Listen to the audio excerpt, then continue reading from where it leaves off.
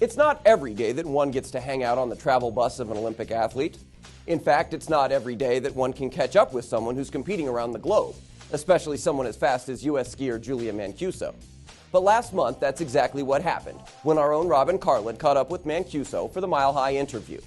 On her way to train at Copper Mountain by way of Austria, where she'd just competed at the season's first World Cup event, Mancuso stopped by the historic Boulder Theater to meet kids from the Eldora Mountain Ski and Snowboard Club. As expected, the Olympic star was a hit. Mancuso's 3 Olympic medals are the most ever for a female American alpine skier. Since the 2006 Winter Olympics, when she took home gold in the giant slalom, Mancuso has been a household name. She's got girl-next-door charm and an uncanny competitive fire. The combination has made Mancuso one of America's most popular athletes. This month, as Mile High Sports celebrates its annual Snow Angels issue, there was no better time to chat with a true snow angel. Here's Robin Carlin's conversation with Julia Mancuso.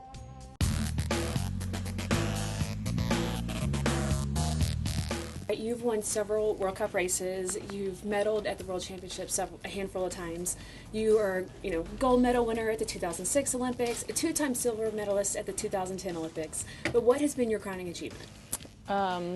Well, when you put it that way, I think just for me, I've always had the dream of performing well at the Olympics in front of my friends and family and just in front of America. I grew up in Olympic Valley, California, so we always had the flame burning at the entrance to Squaw, and it's always just been a real big dream of mine to win the Olympics. So, of course, the gold has been the pinnacle of my career, and just competing in the Olympics is such an incredible experience. It's so fun and inspiring to see all the other athletes and to be out there competing with them. How much of a toll does all of the international travel have on you?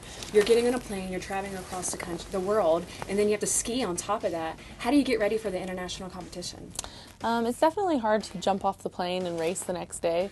It's nice to have a little buffer, but the good thing in the winter, that everyone's in the same boat and they have to travel back from the U.S. because our races are over here and get rid of their jet lag just as fast as you. So it's nice to have that advantage because we don't get that in the beginning of the year when most of the athletes are just training in Europe before Solden. So I don't know, you just get used to it. I'm used to living out of my bag, and I'm used to just kind of shutting off the outside world and living in my ski world for those 3 months. I think it's the only way you can do it. It's hard to worry about where you're going to be. It's just about going with the flow and being on the World Cup tour.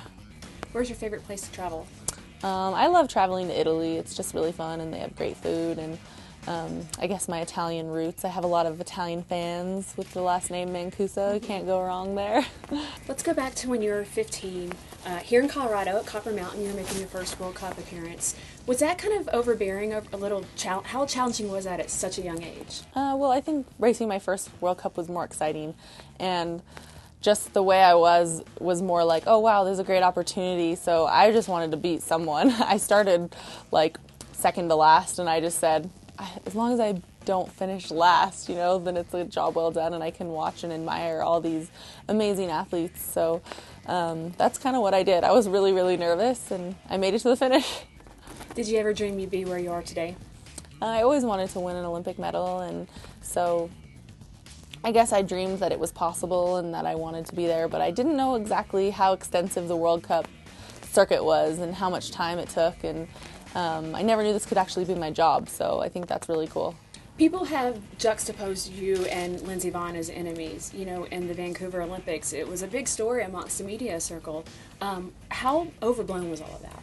I mean, it's always going to have something when you are the same age and you've been skiing together forever and you're battling back and forth, and my potential to win is always there, and Lindsey's always proven that she can win, and she's an incredible athlete, but I think it just comes down to, making a story out of two similar people that don't get to where they are similarly at all. I mean, we're very different in how we approach skiing and racing, so that kind of puts something out there, but I mean, we've been teammates and friends for, I guess, our whole career. On one hand, you guys are teammates. On the other hand, you're rivals. You're both very competitive. Oftentimes, you're competing for the same thing. 1 minute you're rooting for her to do well, and the next minute you want to beat her time. What is that like? I mean, it's like anyone with sibling rivalry. It's like our tour becomes a family, and it's like fighting with your sister. So it's natural, and it's going to happen, and everyone wants to win, so just have to deal with it. What's your guys' relationship like now? I mean, it's the same as just like what I explained. Nothing really changes, just kind of grow year by year, and she's had awesome results, so it's good to support your teammates, and I think it's really exciting for skiing in the U.S. because we have a lot more, energy following our sport, and it's fun. You obviously have you're obviously known as a very renowned skier, but you have a lot of fans of your good looks. Is that ever a distraction?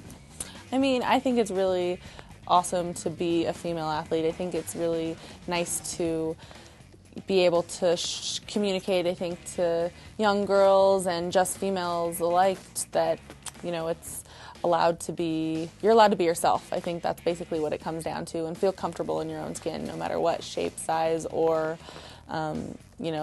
skill level, really, that you are at anything. Yeah, I think it's actually more of an inspiring thing, of course. Just go out there and be yourself and be a girl and kick the guy's ass when you can. When you're done skiing, what do you want to do?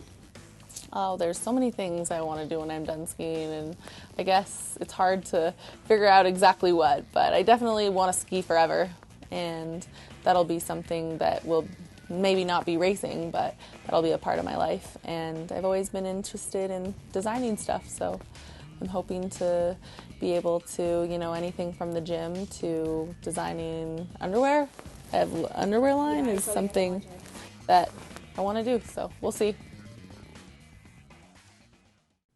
Keep an eye on Mancuso, as she's once again expected to excel at the World Cup this year. And if you'd like to catch the complete interview, make sure to grab a copy of the December issue of Mile High Sports Magazine. For Robin Carlin, I'm Casey Light. Stay tuned as Chris Bianchi sits down with the new Colorado Sports Hall of Fame inductee, soccer legend Marcelo Balboa.